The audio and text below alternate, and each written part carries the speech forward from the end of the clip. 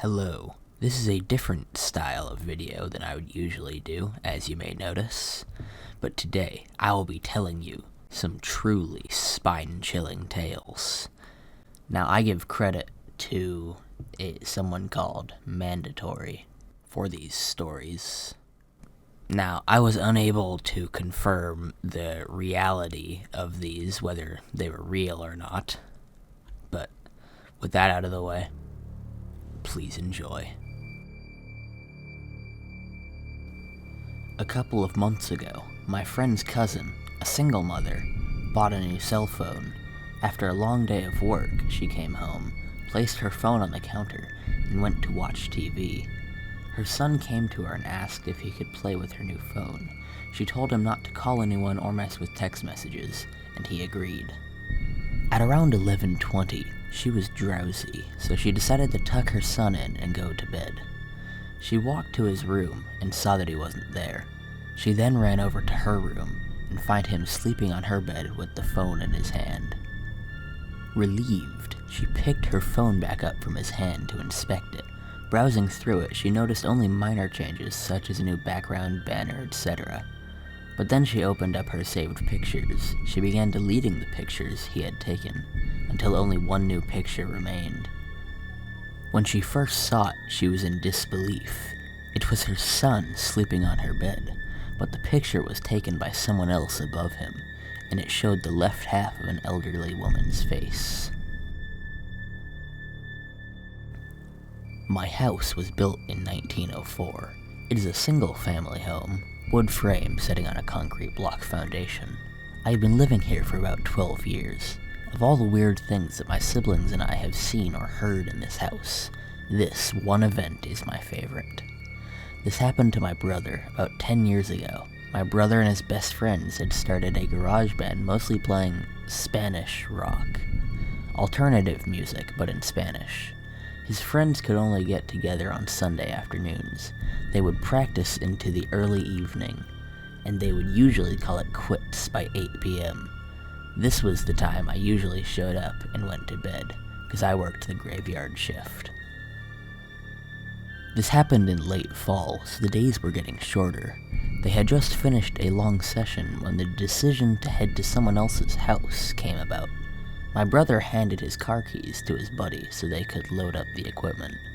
Everyone had filed out of the basement, but the tricky part was that they needed to walk all the way to the back of the basement, up the back stairs, through the kitchen doorway, down the hall into the living room, and out into the front porch. Everyone was outside sitting in my brother's truck, waiting for him. My brother was walking up the back stairs when he remembered that he had left his pancakes in a to-go container sitting on the speaker in the basement. He made the decision to go back. Now the basement is not clean. With full sightlines, there had been partitions made, and the boiler and main heating unit are right smack in the middle. So after my brother walks back, he is about to retrieve his food container, when out of the corner of his eye, he sees it. It is a shadowy figure, right at his peripheral vision. This feeling of dread and uneasiness washed over my brother.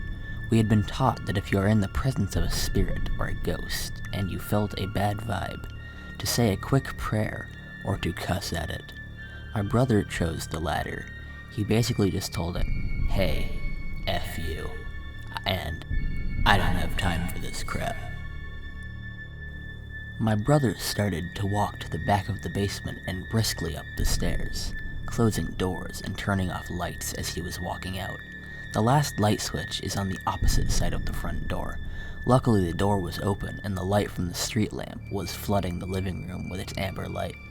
My brother said he felt something at his back, but at no point did he turn around. As he flickered the last switch, the living room went dark, as did the rest of the house. As he stepped out, he pulled on the door, closing it behind him. Still holding his food container in one hand, he jogged down the few porch steps. He walked towards the front gate. Our house resides far from the main street, essentially having a large front yard but no rear garage. As he closed the gap between himself and his friend-laden truck, he kind of smiled and thought things over in his head, mad at himself for spooking out when there was no reason. He climbed into the driver's side of the truck, putting on his seatbelt and getting ready to pull out of the parking spot directly in front of the house, when one of his friends asked, "Hey, wait, what about your brother? Isn't he coming with us?" My brother answered, "What do you mean? He went to work early tonight. He's already gone. Do you see his car anywhere?" The next question they asked, "So then who was walking behind you when you were leaving the house?" One night, when I was maybe 10 to 12, I had trouble falling asleep. My bedroom was the entire top floor of our house, with my bed and such being on the left side, and storage closets and a play area being on the right. I was lying in bed when I heard a noise from the other side of the room, and see a rocking horse begin to rock.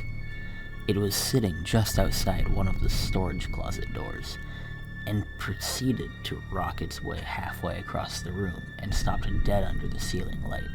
At this point, I was freaking out and just buried my head under my blankets, and never peeked out again until the morning. It was all confirmed to not be a dream, as the rocking horse was still in the middle of my room when I woke up.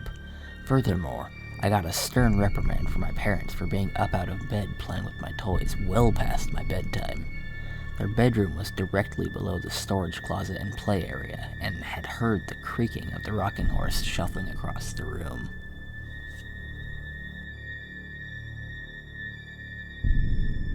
My older sister has a ghost that's followed her around for years.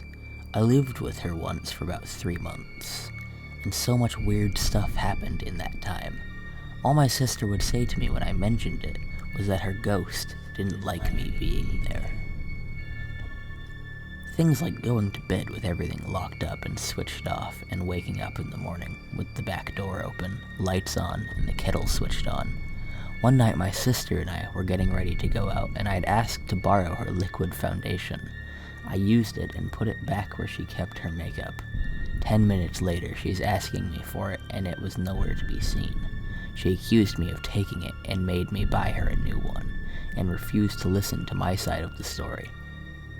About a year or so later, when she was packing up to move to a new house, she found the makeup in a shoebox with some old letters. The shoebox was in a zipped-up suitcase that was underneath her bed. But probably the most scared I ever felt was one afternoon when I was the only one in the house, which never happened as 4 other people lived there. I'd arrived home from work and headed straight to the bathroom. All the doors, windows, etc. were closed. I was standing in the bathroom and started squeezing a pimple on my chin when a female voice in the hall said, "Stop picking your zits." It was loud enough and sounded real enough, and at the time, I thought it was my sister. So I laughed, told her to F off, and asked what she was doing for dinner. No answer.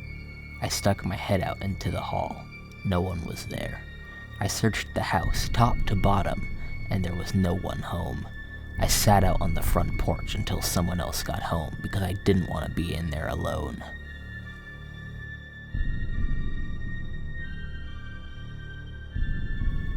This is a story I do not often tell. I promise sincerely that this has scarred me for life, and although I have looked into psychological explanations for what I heard and natural explanations for what occurred, they remain unsatisfactory. When I was a child, I was scared of the dark. I swore to my mother I heard voices in it. They were not evil, but they were not familiar, and so they scared me. It was not uncommon in the middle of the night for me to wake up and hear whispers, as I would call them, when asking my mom. She figured they were just bumps in the night, and typical kid's nightmare material. I tried often to explain to her that it is more than that they sounded different from one another, the way people's voices do. On some nights, I would get so scared from these whispers that I would sleep in my mom's bed with her. It was an added bonus that the bathroom was directly outside of her bedroom door. I should add at this point that when walking out into the hall to go to the bathroom, you looked directly down the stairs that would lead you into my living room on the 1st floor, as my mom's bedroom was on the 2nd floor. On one such night around Christmas, I awoke and felt the need to relieve myself. I walked out from the door and distinctly heard the phrase, "Look," and to my astonishment, a red light, almost like a spotlight, was cast upon the wall at the bottom of the stairs. The light had no other source, it was by itself, and I was transfixed by it. Being a little kid, and it only being a few days from Christmas, I knew what this light was. It was Santa. How else could he get into my house to know that I was being a good boy? I was so excited, I began walking down the stairs to greet him, picking up at my pace after the second step as it began to creep off the wall and fade into the darkness in my living room. That's when I heard him. A very strong, masculine voice, different from the first. Not at all like my father's. Not to say he isn't masculine, of course. It was just distinctly different. It said, "Stop, right now. Go back up those stairs." I listened, turned around, and what happened next, I am not sure. I would believe if someone had told me this same story. After reaching the top of the stairs, I heard a very loud crash that sent me running back to my mother's bed, where I jumped straight under the covers and stayed there the whole night. When we awoke the next morning, the poinsettia lights, little Christmas flower lights that glow red, my mother had put on the railing down the stairs were pulled straight down to the bottom of the stairs, some broken from what seemed like a forceful tear, laying in a single pile. The dry sink in my living room had fallen from the wall. My mother could not explain it. My father was worried that we had been the victims of a home invasion. My sister was crying. There was nothing missing. Nobody had broken in. There did not seem to be any reason that this happened. And then I saw it, and I kept quiet about it because I was so afraid that I could not force words out of my mouth. There, on the edge of the wooden dry sink, which had been facing up, were 3 indentations where the finish on the wood had been worn. Almost as if in a forceful grip, something down there had grabbed it and threw it down. That was what the bang was. I was mortified, to say the least. After that day, I never heard a single voice again. I do not like to imagine what was waiting downstairs for me that night, if it was anything at all. But I can tell you that the reality was that something had physically acted upon 2 things in my house near the bottom of that stairwell. After this, I had never heard another whisper again, which is sad, because in some ways I would have liked to thank the man, masculine energy, that had stopped me from going down those stairs. This happened when I was 7. I am 20 years old now, and because of this incident, I am still afraid of the dark, especially shadowy stairwells.